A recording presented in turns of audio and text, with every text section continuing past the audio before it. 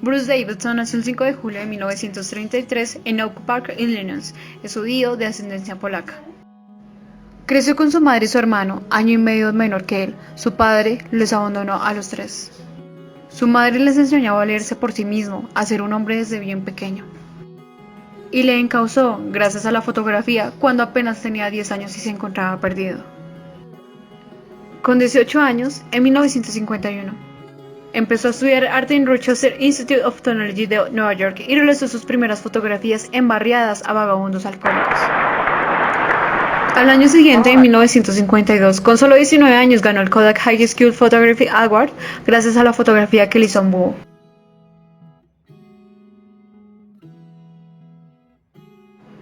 Por eso en 1961 se subió a bordo en un autobús organizado por Freedom Riders, una asociación que luchaba por la igualdad racial. El fotógrafo recorrió con varios estudiantes negros diferentes estados sureños como Alabama o Nueva Orleans, donde pudo comprobar en sus propias carnes el racismo imperante en gran parte de la sociedad. Acabó sus estudios en 1954, con 21 años y una tesis que fue publicada al año siguiente en la prestigiosa revista Life.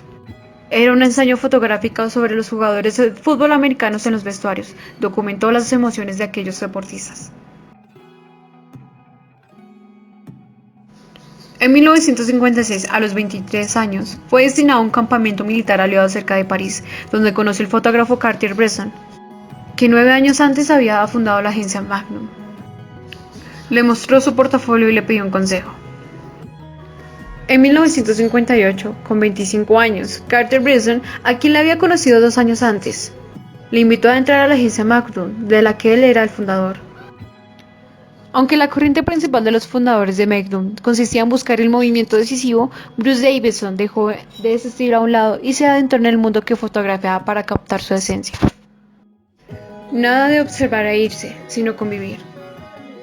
Hizo fotos de gran formato con trípode, intimidaba con sus modelos y volvió a fotografiarles una y otra vez.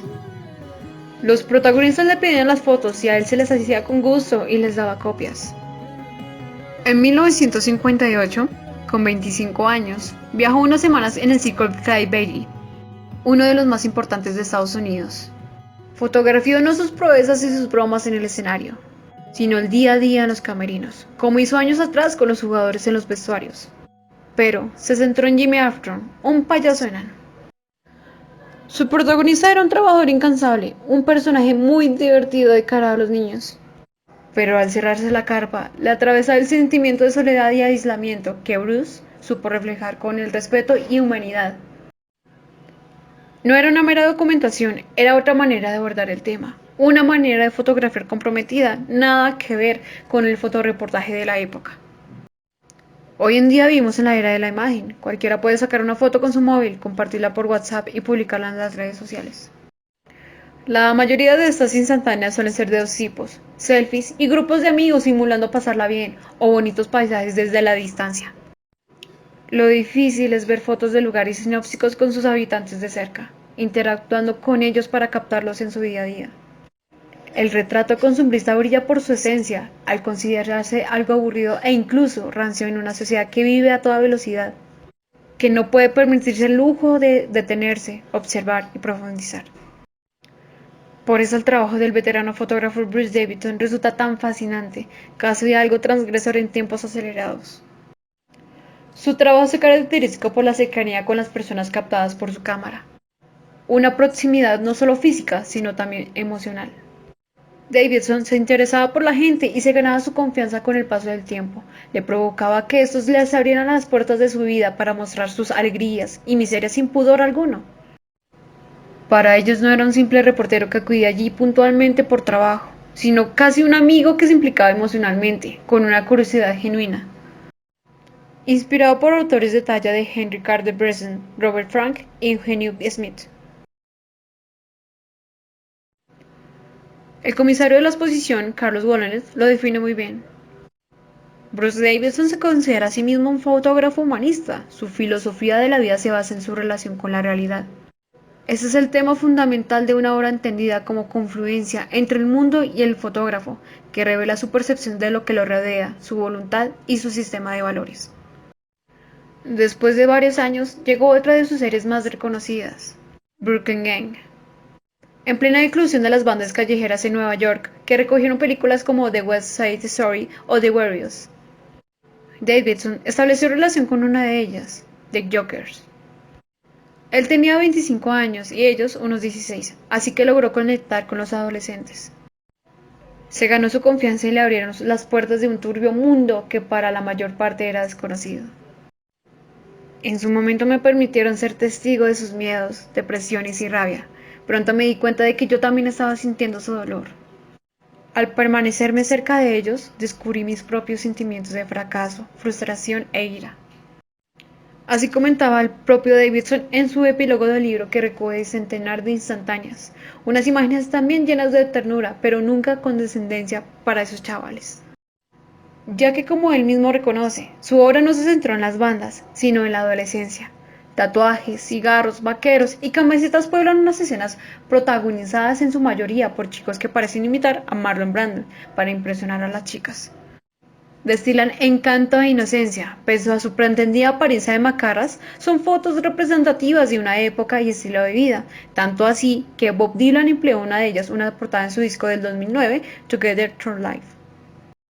Davidson se empapaba de esos mundos que tanto le atraían, pero no de manera superficial. Penetraba en ellos para captar su esencia, lo que le llevó a mostrar la pobreza en toda su crudeza. Su empatía y sensibilidad le hicieron preocuparse por los conflictos sociales que seguían asolando a su país en los años 60. En la exposición de la Sala Ray Calden se puede ver gran parte de su obra con diferentes series en las que no abandona su habitual blanco y negro, ni su estilo personal. Uno de los mejores testimonios de los últimos 60 años, especialmente en lo que a comunidades desfavorecidas se refiere, totalmente alejado del glamour retratado por muchos compañeros de profesión. Un fotógrafo con los pies en el suelo y en la calle.